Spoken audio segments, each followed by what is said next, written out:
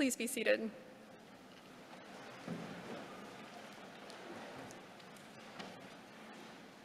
If we've chatted for at least 10 minutes, I've probably evangelized to you about what an amazing, life-changing gift and spiritual tool great therapy can be. Some of you have laughed because you know. Aside from food and shelter and church and charity, I think it's the best money that one can spend. In my experience, therapy is good when the therapist truly listens to and loves the client.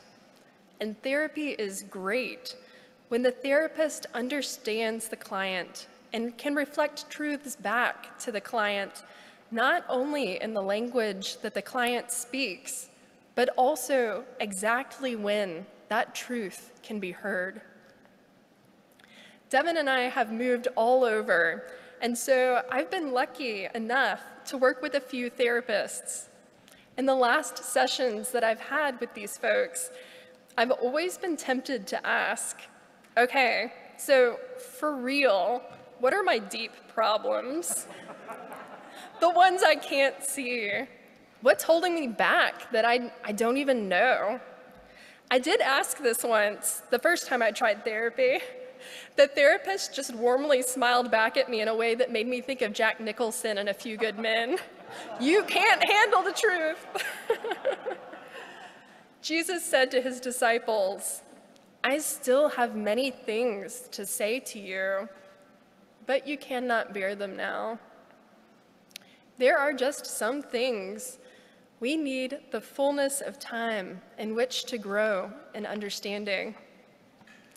The reason why therapy can be really helpful is the same reason why God puts us into families and why God comes together in the church community. Coming to know ourselves and God is a lifelong task, and we cannot do it alone. We cannot know ourselves, and we cannot know God without being in relationship, without having witnesses to our lives and witnessing others' lives as well. We need human mirrors who can tell us something of who we are and who we might become. And we need to serve as that mirror for other people too. We need others' perspectives because we can't see everything about ourselves from where we're standing. Today is Trinity Sunday. It's a day where we recognize in our readings and prayers that the very nature of God is relationship itself. A relationship that not only generates and inspires love, but is also love itself. We are not meant to be alone in this world. We find our meaning in relationships with others. God makes another person to be with Adam in the garden and tells them to multiply. Jesus surrounds himself with 12 disciples and a multitude of friends and chosen family. The biblical imagination in both the Old and New Testaments of the heavenly throne is that it is surrounded by a multitude of angels and other creatures worshiping God and singing in joy. God's very self is three unique persons in one being. So much human suffering comes from being alone, from feeling alone, and from being outcast. These past few months, as we've watched continued violence, war, economic disparity, threats to basic human rights, and now a detailed accounting of the January 6th insurrection a year and a half ago, an observation by the writer Flannery O'Connor, a woman who knew so much about chronic physical suffering, has been coming back to me. She said, "Evil is not a problem to be solved, but a mystery to be endured." You know, I'm not actually so sure of that.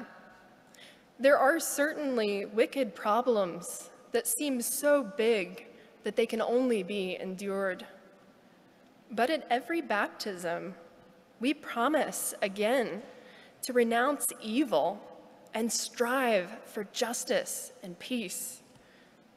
That's a big promise. That's a huge promise. And really, we can only make that promise because we are making it together. Justice is not full, and peace is not complete unless it holds all of us. We need each other. We need relationship, real relationship. It's the only way forward in this world. The only way to comfort one another in the present pain and to work with God to realize God's beautiful dream for this broken world. If when you think of the church's doctrine of the Trinity, that there are three distinct persons, Father, Son, and Holy Spirit, in one God, if it frustrates you or makes your head spin, don't worry. To play a jazz riff off of Flannery's words, the Trinity isn't a puzzle to be solved. It's a mystery to be lived and enjoyed. This doesn't mean that we shouldn't try to understand the nature of God or that we should put aside our thinking selves in our faith. But if we focus solely on the academic and trying to understand the nature of God only with our minds, we'll miss the whole thing completely. A reporter once asked Louis Armstrong, "What is jazz?"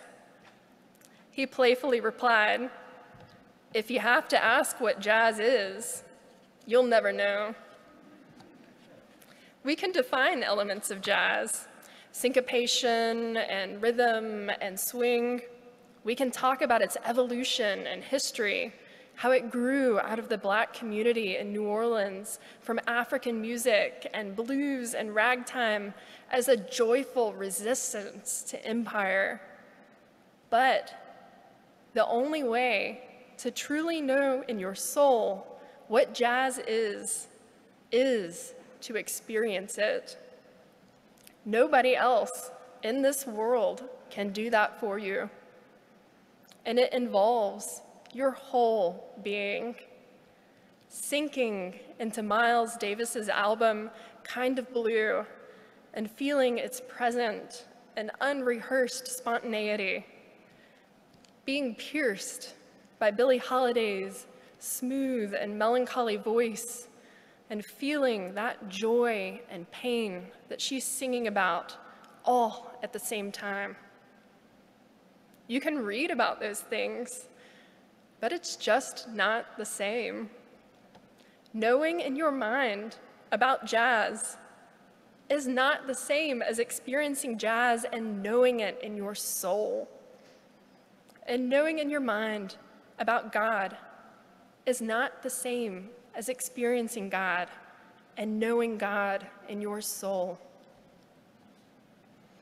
Surprisingly and counterintuitively, it's really easy to lose track of your individual prayer life in seminary. I remember in the winter of my second year, it had been way too long since I just sat down in silence with God.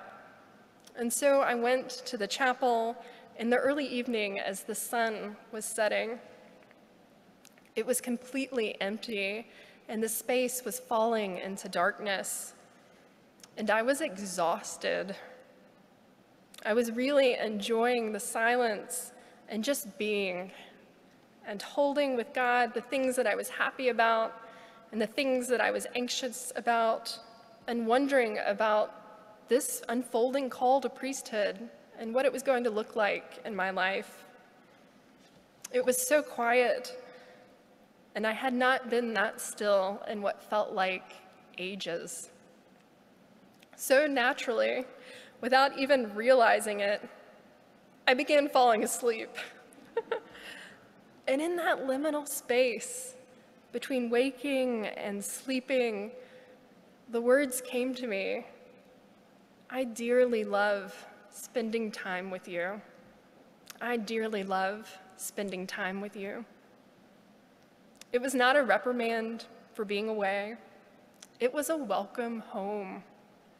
It felt so loving, like the spontaneous things that Devin and I say to one another, or like turning to family and friends during dinner or while sitting on the porch and saying, "I love spending time with you." It was such a gift and a relief, and it felt so true. And it is true for all of us. God dearly loves spending time with each of us. Like coming to the communion table, we do not have to understand. In fact, we cannot understand fully what happens here and how we are fed by God's very self. You may or may not know all about the historical theology of the Trinity, the unfolding theology and debates and groups of thought called heresies violently treated over the centuries. Perhaps you can quote Karl Rahner, Marcus Borg, and Karl Barth, or maybe not. What really matters is this: what is your experience of the Trinity? How has spending time with the Trinity changed your life?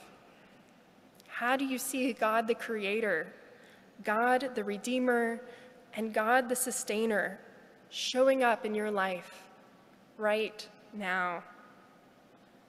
When someone asks you, "What's the Trinity?" what are you going to tell them? What story are you going to tell?